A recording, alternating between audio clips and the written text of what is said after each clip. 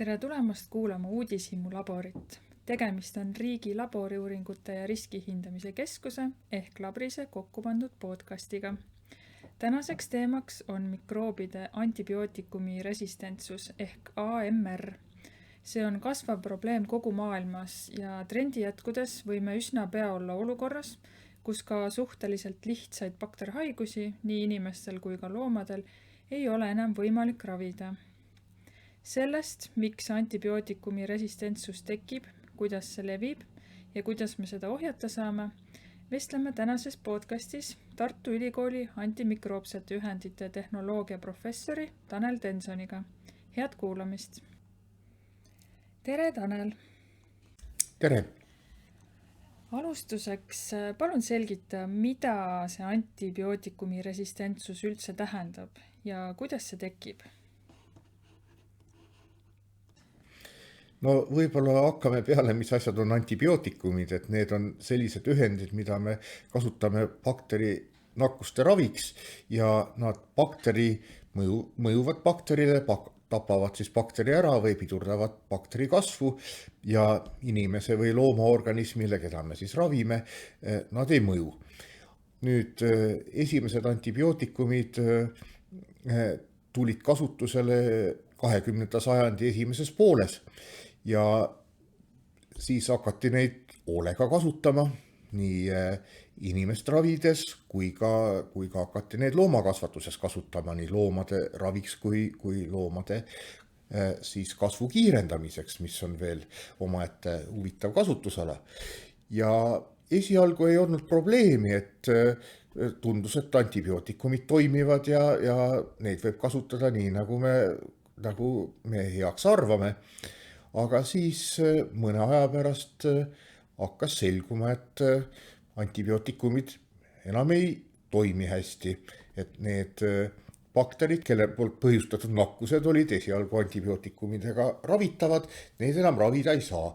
Ja siis selgus, et need bakterid võivad rahulikult toimetada antibiootikumide juuresolekul. Ja siis seda me nimetamegi antibiootikumi resistentsuseks või antibiootikumi vastaseks resistentsuseks, et bakter on omandanud võime antibiootikumi juuresolekul kasvada. Ja miks see siis tekib? Et iseenesest baktereid meie ümber on palju rohkem kui meid endid, palju rohkem kui inimesi, nad on väikesed, aga nende arv on suur, nii meie enda kehas. Meie enda kehas on tegelikult bakterirakke, kui me hakkame neid kokku lugema, siis on neid rohkem kui meie enda keharakke. Ja samas siis, nad on muidugi väiksed, nii et kui me hakkame seda kaalu kokku lugema, siis on neid muidugi vähem, aga kuna nad on väiksed, siis neid mahub meie kehasse palju. Samamoodi on neid palju meid ümbritsevas keskkonnas, nad on meid ümbritsevas looduses, loomades, taimedes, igal pool. Ja nad võivad ka soodsatel asjaoludel väga kiiresti paljuneda. Ja selle tõttu on sellist materjali, mida lihtsalt valida, et meil tekib mingisugune variant nendest bakteritest, kes ebasoodsatel tingimustel siis leiab omale võimaluse kuidagi ellu jääda ja paljuneda. Neid võimalusi on päris palju, nii et kui me sellesse mängu viskame antibiootikume, ütleme, et tahame inimest ravida, inimene on haige, siis selle nakkuse käigus on meil palju erinevaid baktereid, kes meie selles haiguskoldes haigestunud kehas on. Ja tasapisi nende pärilikus aines ikkagi toimuvad juhuslikud muutused. Ja me selekteerime sealt välja sellise variandi, mis võib olla väga harv, aga ma ütlesin, neid baktereid on palju, kes on leidnud võimaluse antibiootikumi juuresolekul ellu jääda ja kasvada. Ja niimoodi me saamegi kätte antibiootikumi resistentse bakteri. Ja mis veel selgus on see, et kui me muidu vaatame seda, et inimene ikkagi saab lapsi ainult inimesega ja see pärilikus ainevahetus on organismi rühmati meil ju väga piiratud, kuna meil see idutee, ütleme, meie sugurakud ja nende eellasrakud on kuskil sügaval keha sees ja teine pärillikkusaine nendele ligi ei saa, siis bakterid on ühest rakust koosnevad organismid ja hakkas selguma, et nad võivad seda pärillikkusainet ka teistelt bakteritelt oma rakku sisse võtta ja enda pärillikkusainega kombineerida. Nii et need resistentsust määravad muutused, mida me nimetame siis resistentsust geeniks, võivad liikuda ühest bakterist teise. Nii et kui me oleme selle resistentsuse juba kuskil leidnud, siis võib see selles kogukonnas liikuma hakata ühelt teisele, kuna ta annab eelise antibiootikumi juuresolekul ellu jääda, antibiootikumi juuresolekul kasvada, siis on kasulik see pärillikkusaine DNA üles võtta ja seda kasutama hakata. Nii et ka see on asi, mis antibiootikumi resistentsuse levikut kindlasti kiirendab. Aga kui me jõuame nüüd nende võtmetähtsusega küsimuste juures, et miks see antibiootikumi resistentsus tekib ja levib, siis ikkagi see võtmetähtsusega küsimus on see, et palju me antibiootikume kasutame. Kui me antibiootikume kasutame, siis me anname bakterile põhjuse resistentsust omandada ja siis leviku mõttes ta siis teisele bakterile üle anda. Nii et antibiootikumide kasutus on ikkagi see esimene selline sündmus, mis selle ahela käima paneb. Seega antimikroobne resistentsus võib levida ka loomadelt inimestele? No ikkagi ta võib levida loomadelt inimesele, et loomakasvatuses, kuidas see loomakasvatusse antibiootikumi kasutus tegelikult jõudis, oli nii, et kui antibiootikumid tegelikult avastati, siis looduslikud bakterid neid tootsid, nüüd on ka täiskeemilise sünteesiga loodud antibiootikume meil, aga kui antibiootikumid kasutusele võeti, siis loomulikult tekkis soov neid ka loomade ravis kasutada, aga lisaks ravile siis nähti ka teisi võimalusi loomakasvatuses, et esimene võimalus on see, et neid lihtsalt siis hoida selles, kui meil on väga intensiivne loomakasvatus ja loomad on meil väga tihedalt üksteisega koos, siis see annab hea võimaluse nakkushaigustel levida. Ja loomulikult siis selline profülaktiline kasutus, see siis oli väga suur kiusatus, et hoiame selles karjas siis kogu aeg antibiootikumi sees, et siis nakkushaigused ei hakkagi levima. Ja siis kasutati neid antibiootikumi ja siis leiti, et et kui seda antibiootikumi sellisest terapeutilisest kogusest natukene vähem kasutada, aga pidevalt, siis hakkavad loomad kiiremini kaalus juurde võtma. Seda me oleme nüüd mõelnud või uurinud, et miks see nii on ja tõenäoliselt toimub siis soolebakteri koosluse ümberkorraldus, mis siis võimaldab sellel loomal kiiremini kasvada, rohkem toitu omaks võtta. Ja siis hakati antibiootikume juba sellepärast suures koguses kasutama ja eriti hull resistentsuse leviku mõttes on see probleem selles, et see madal antibiootikumi kontsentratsioon otseselt bakterit ära ei tapa seal looma kehas, aga see annab eriti hea võimaluse selleks, et resistentsed bakterid, isegi kui nad on väheresistentsed, nad saaksid kasvamisel eelise. Nii et see on selline loomakasvatuses toimuv resistentsuse selektsioon, väga tugev. Euroopa Liidus nüüdseks on siis kõik antibiootikumi kasutused peale selle, et siis teda loomaraviks kasutada on juba mõnda aega keelatud olnud, aga ikkagi, kui me vaatame üle maailma, siis enamus antibiootikume kasutatakse loomakasvatuses. Euroopa Liidus on meil see loomakasvatuses kasutatav antibiootikumide kogus viimase aastakümne jooksul oluliselt vähenenud, aga kogu maailmas see nii ei ole ja siis see on suhteliselt suur probleem. Ja kui see resistentsus meil loomadel tekib, siis kuidas ta inimesele jõuab?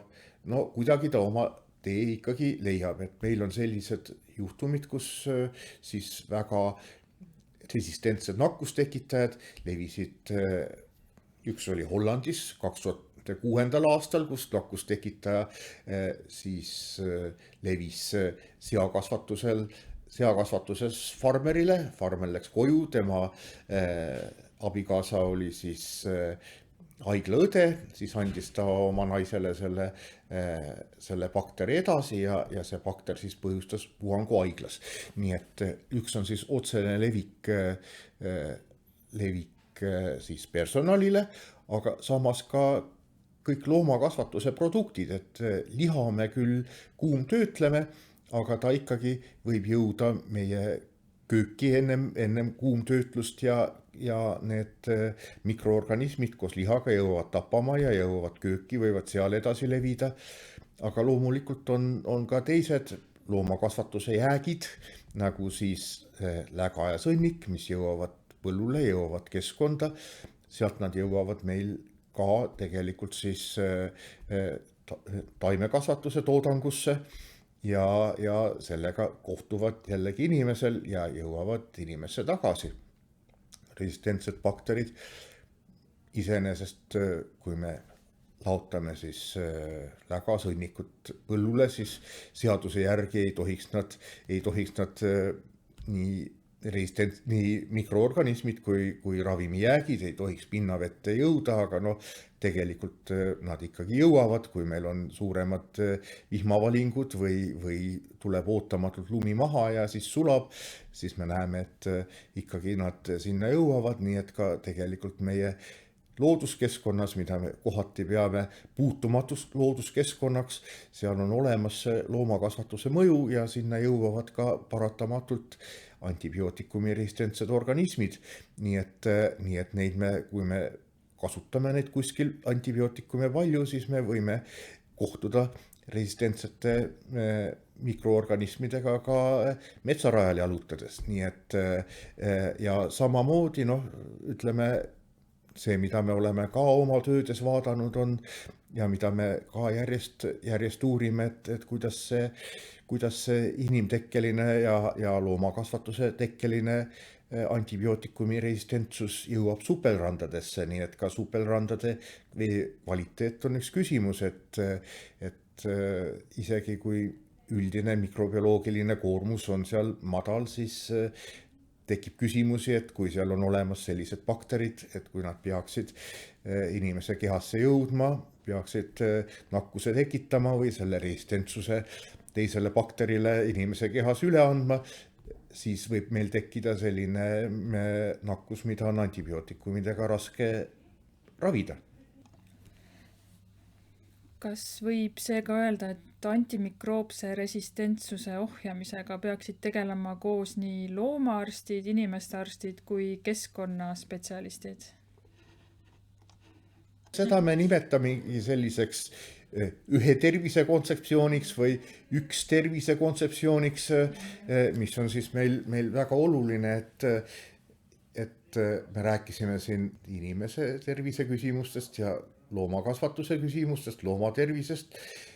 Siin kindlasti on oluline komponent, mida me juba nimetasime, eks ole, toit, et nimetame ka siin toiduohutuse ära, et miks siin nagu võib-olla ka natukene toiduohutuse vaatenurga alt sellele läheneme, eks ole, et ta kindlasti meie toitu ka puudutav küsimus ja kindlasti see üks tervis ei ole ainult siis inimese ja looma vaheline suhe, vaid ka see keskkond, nii et selle üks tervise või ühe tervise kontseptsioonina me ikkagi hõlmame ja rohkem ka seda keskkonda, nii et tal on nagu kolm alustala ja kui me nüüd juba tegelikult natukene jõudsime neid ühtsuse kontseptsioone puudutama, siis võib-olla mainiks ka ära selle, et me peame alati hoidma silmad lahti selles, mis meie ümbruses toimub, et me võime siin Eestis võib-olla vaadata, et kõik on kontrolli all ja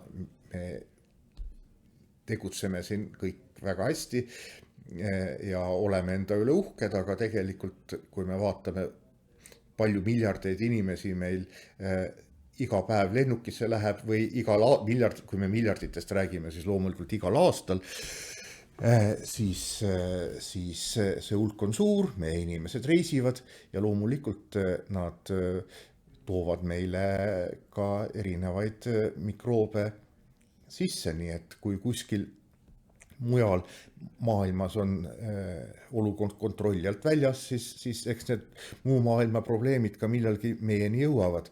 Ja üks on inimeste reisimine, aga teine on ka see, et igasugused kaubad liiguvad, nii et kui me siin näiteks loomakasvatuse ja toidu osas räägime, siis eks erinevad toidutooted, loomakasvatuse jaoks jõusöödad, need ju liiguvad suurtes kogustes üle maailma, ühest riigist, ühest maailmajaost teise, nii et kogu see liikumine käib ja ka mikroobid liiguvad sellega kaasa, nii et me peame arvestama, et meil on ka üks planeet, nii et jah, ka see on ühtne. Mainisid juba oma jutus ka ülemaailmset olukorda. Kuidas üldse võiks kirjeldada olukorda Eestis võrreldes ülejäänud maailmaga? Kas näiteks meie seis antimikroobse resistentsuse ohjamisega on parem kui mujal maailmas?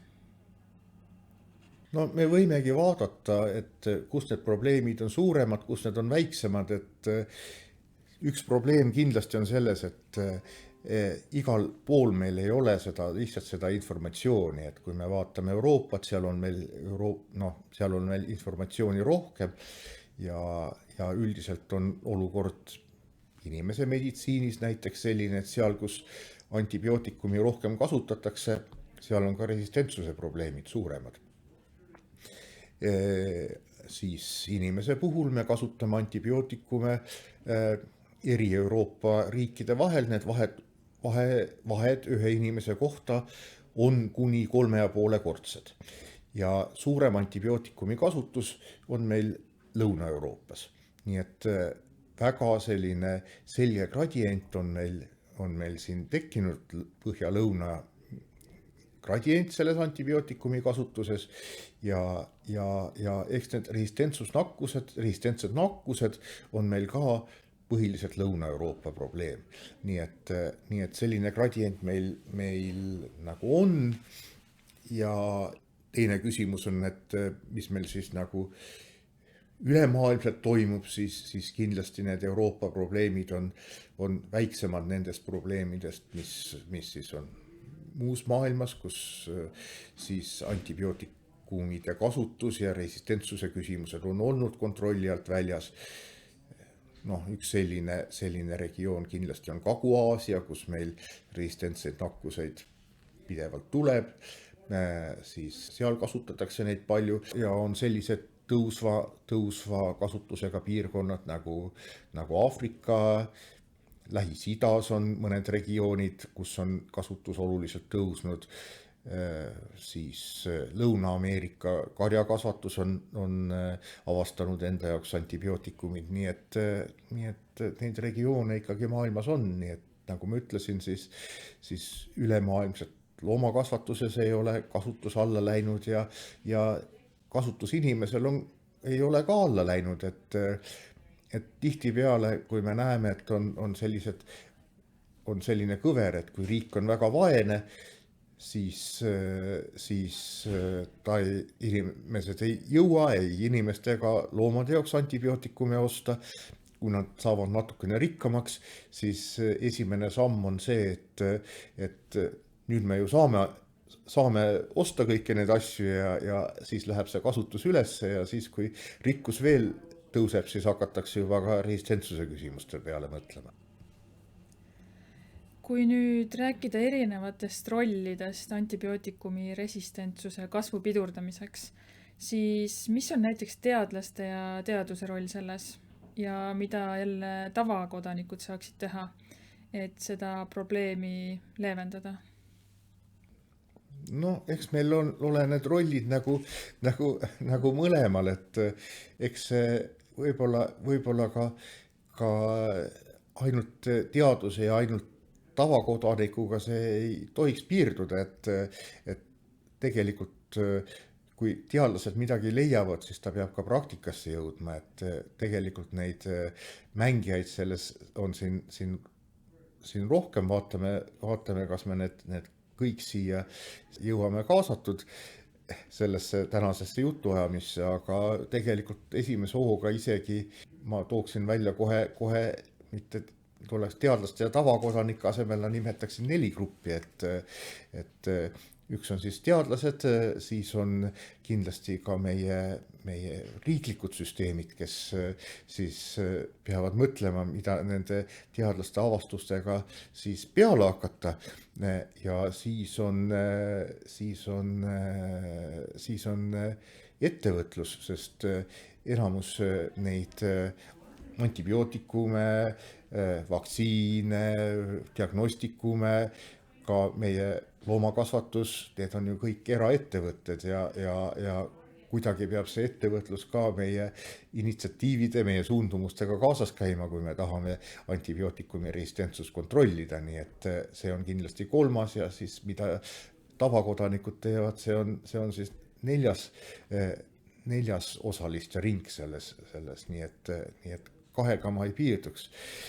Ja eks kui me nüüd üldiselt vaatame, mida me kõik 4 osapoolt koos teha saame, siis esimene asi on kindlasti see, et antibiootikume ühest küljest vähem kasutada ja antibiootikume ka õigemini kasutada, et vähem ei ole alati nagu selline kõige õigem viis, et ja see vähene kasutus ei ole, vahest on seda vaja kasutada ja see nakkus ära ravida.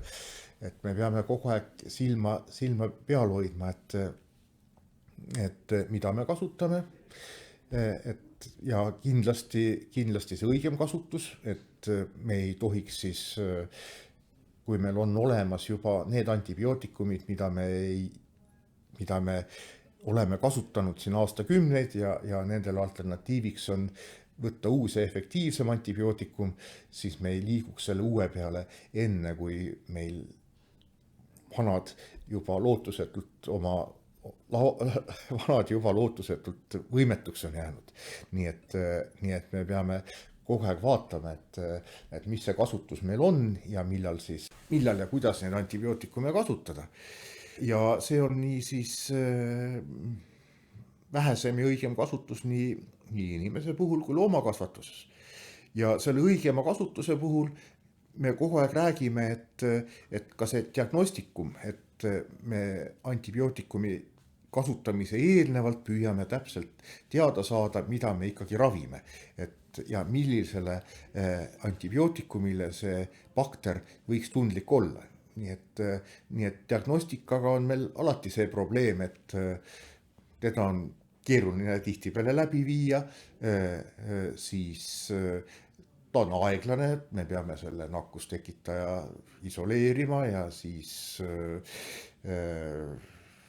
saame selle tulemuse mõne päeva pärast teada ja kui on eriti inimene kriitilises seisus, siis me peame hakkama ravima juba kiiremini ja mis on siis loomakasvatuse puhul eriti oluline on see hinnasurve, et alati kui see küsimus lauale tuleb, siis tekib ka küsimus selles, et see hinnasurve on tootjale täiesti oluline komponent ja lihtsalt ei saa seda diagnostikat endale nii palju lubada, kui tahaks. Ja selle tõttu tulebki neid diagnostikume pidevalt välja arendada, neid kõiki asju silmas pidades, et see oleks kergesti kasutatav, oleks kiire ja oleks odav. Nii et seal on meil kindlasti sellist tehnoloogilist arendamist päris küllaga veel ees. Ja siis pidevalt me peame ka välja töötama uusi antibiootikume. ja ei ole nii, et meil mingil hetkel on kõik antibiootikumid olemas ja paneme siis antibiootikumide väljatöötamise kinni. Ja kui me antibiootikume kasutame, siis peame arvestama, et resistentsus paratamatult tekib, kui me kasutame neid antibiootikume õigemini, siis on see resistentsuse teke aeglasem, aga kindlasti ta tuleb millalgi. Ja kui me äriliselt vaatame, siis antibiootikumi väljatöötamisel ikkagi see vedav majanduslik jõud on inimese ravi. Ja need antibiootikumid, mida me kasutame loomadel, need on need samad, mida me inimesel kasutame. On mõned antibiootikumid, mida me kasutame ainult loomadel, aga need on ikkagi kõik või valdavas enamuses need, mis on püütud inimese raviks kasutada, aga nad mingil põhjusel inimesele ei sobi, on näiteks liiga suurte kõrvaltoimetega, siis tahetakse ikka neid kuskil kasutada, vaadatakse, kas neile tuleb mingi muu kasutusala ja siis me näeme, et need kasutatakse ainult loomadel näiteks. Et ikkagi uued antibiootikumid tulevad meil inimese raviks ja pidevalt on olnud antibiootikumide väljatöötamisel see probleem, et ravimiarenduses on kasulik välja töötada siis ühendeid, mis on krooniliste olukordade leevendamiseks, nagu vererõhk, diabeet, psühhiaatrilised haigused ja inimene võtab neid pikka aega ja siis on võimalik siis kogu aeg raha küsida. Ja antibiootikumid, mis on klassikaliselt olnud odavad ja kuur on lühike, need ei ole väga palju sisse toonud ja selle tõttu on meil juba pikalt, me oleme vaadanud, et tegelikult antibiootikumi väljatöötamiseks meil ei ole toimivat ärimudelit ja see ärimudeli nüüd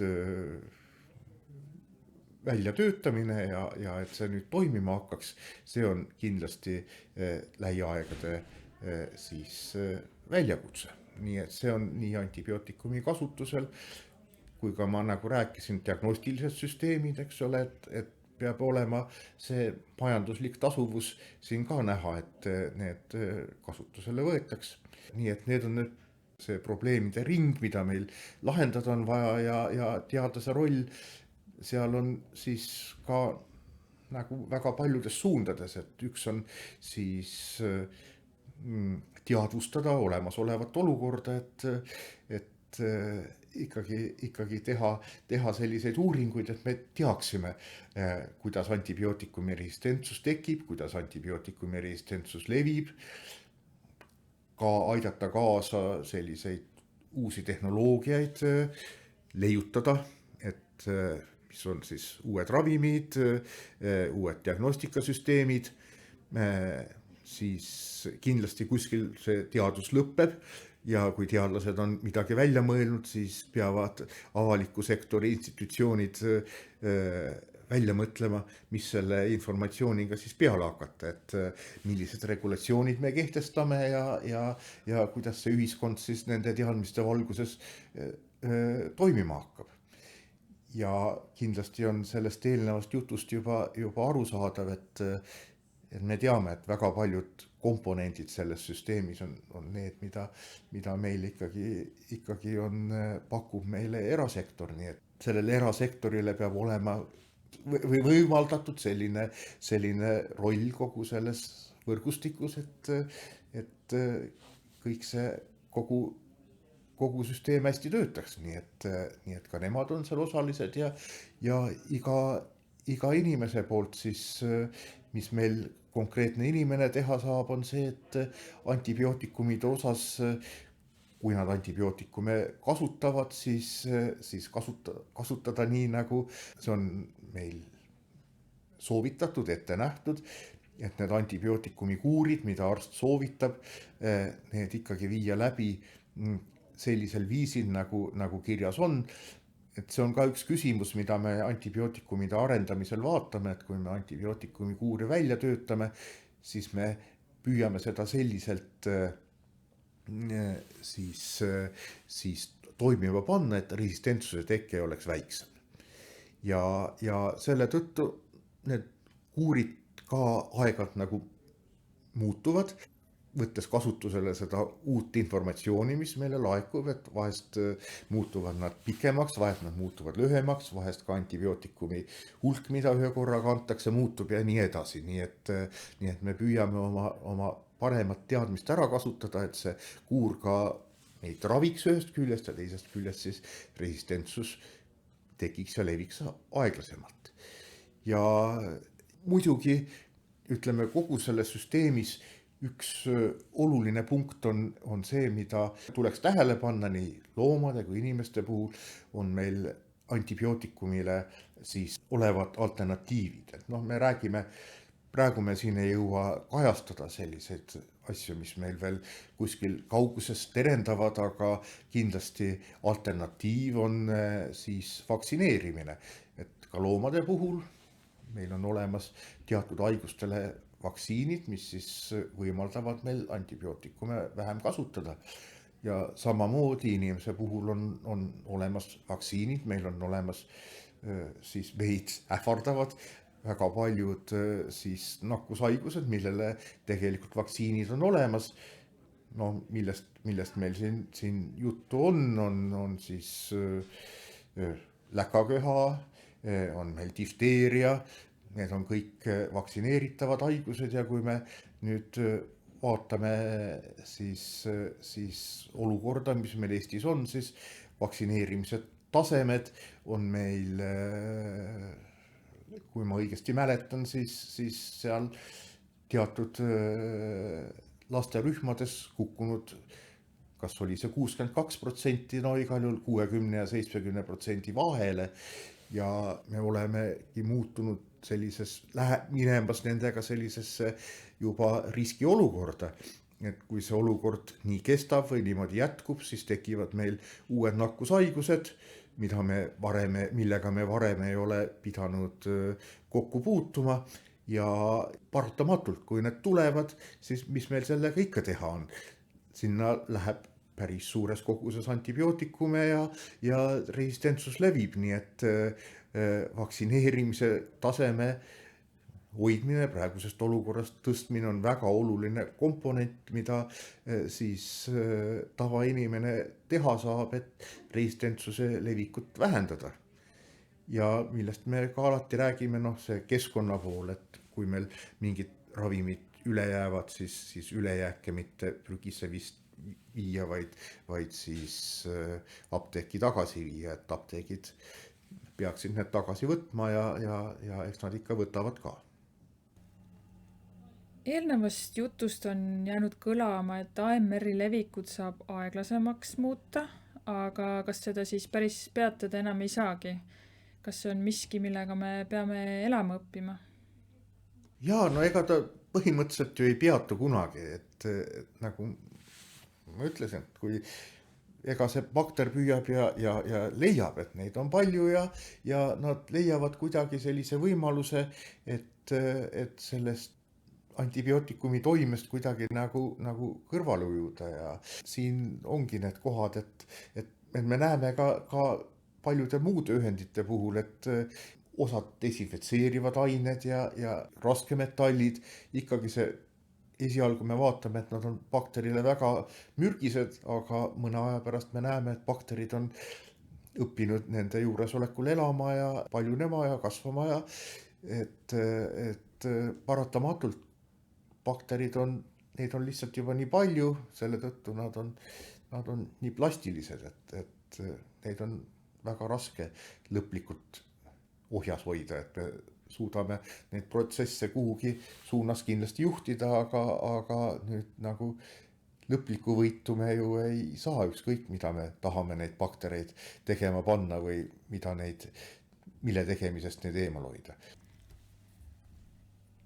Aga kui nüüd see teema kokku võtta, siis mis ikkagi võib juhtuda, kui me ei võta antimikroobse resistentsuse teemat piisavalt tõsiselt ja ei tegele selle ohjamisega piisavalt?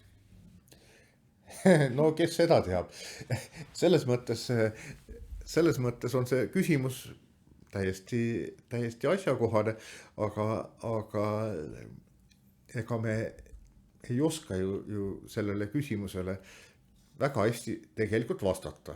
Et seda küsimust küsitakse ja kõige lihtsam vastust otsida on see, et vaadata, kuidas meil viimaste aastakümnete jooksul on asjad läinud ja siis me teeme sellise, me nimetame seda matemaatilist või teadusmetoodilist lähenemist siis ekstrapoleerimiseks, ütleme, et need kõik asjad, mis on meil 20 aastat niimoodi toimunud, järgmised 40 aastat lähevad täpselt samas suunas edasi ja vaatame, kuhu me siis jõuame. Ja siis me jõuame sellise olukorrani, et aastal 2050 on antibiootikumi resistentsus maailmas surmapõhjus number 1. Aga see kindlasti ei ole tõsi selle tõttu, et kui me tegelikult neid protsesse lähemalt vaatame, siis me oleme õnneks on asjad läinud nagu sedapidi, et kui on sellised nõksud, kus asjad tundub, et lähevad käest ära, asjad on jälle hullemaks läinud, nagu meil oli see metitsiliini resistentne Staphylococcus aureus, mida võis kergesti haiglates saada ja mis ähvardas ravimatuks muutuda. Siis mõtlesime, et 10 aasta pärast kindlasti raskem operatsioon juba haiglas, enamus patsiente sureb maha, kes selle on läbinud ja nii edasi, et miskipärast see stsenaarium ei rakendunud. Aga ega me tegelikult ei tea, miks vahest see nõks niimoodi, nüüd läksid asjad jälle natukene hullemaks, siis me saime jälle asjad kontrolli alla, aga vahest võivad asjad nagu kontrolli alt jälle välja minna. Nakkushaigustel nagu kõik me ütlesime, et koroonaviirused võivad mingisuguse järgmise pandeemia põhjustada, see oli juba pärast SARS 1 teket, eks ole, ja siis öeldi ja siis mõned aastakümned siis teadlased lihtsalt tõdesid, et sealt võib ju midagi tulla, et see on kõige riskantsem viiruse grupp selles osas ja siis ta lõpuks tuligi. Nii et me ei oska öelda, mis ja millal.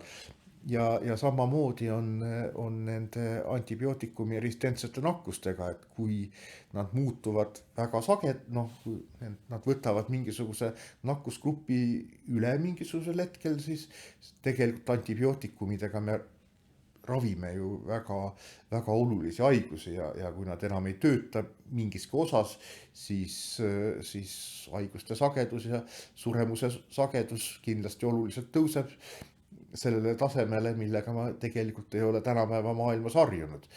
Ja kui me küsime, et mis see õigem mudel oleks, siis ma pigem ütleksin, et selline Vene rulett on see õige mudel, et me teame, et meil on püstol meelekohal ja me teame, et seal on padrun sees, mis võib kõva kahju tekitada või me ei tea, meile enneolematuid ja vastuvõetamatuid kahjusid tekitada, aga me ei tea, millal ta meile siis kohale jõuab. Suur aitäh, Tanel, et meile antimikroobse resistentsuse teema nii põnevalt lahti selgitasid. Ja aitäh ka sulle, kes sa Uudishimu laborit kuulasid. Loodan, et said tänase teemaga seoses nii mõndagi uut teada ja kui sul tekib vajadus antibiootikume kasutada, siis tee seda kindlasti vastutustundlikult. Selleks aga, et ka meie järgmised podcastid ja muu põnev info sinuni jõuaks, soovitan sul Labrise Facebooki leht meeldivaks märkida. Kuulmiseni!